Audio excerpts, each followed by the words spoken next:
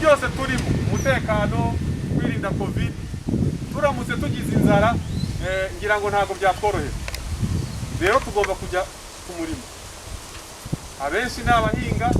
tubahinga utunzwe n'undi murimo nawe akawukora ariko ibyo dukora byose tukazirikana ko hari icyorezo uko none wahinze ukeza ukajya mu bitaro ntugaruke ntacyo byaba bikumanira ni byiza rero ko byose tubikora tuzirikana ko hari icyorezo ariko ntikitubuze kujya mu mirimo yacu muzi ko niyo habayeho guma mu rugo abajya guhinga mu buhinzi no mu bworozi bo bemerewe kugenda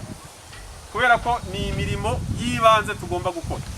ariko kuba twabyemererwa tukabikoresha nabi tukaba twegeranye tukaba tutambara agapfukamunwa bishobora kudukurira kurwara noneho icyorezo kikaba mu bahinzi cyane kikadukomerana n'intege zo guhinga ukazibura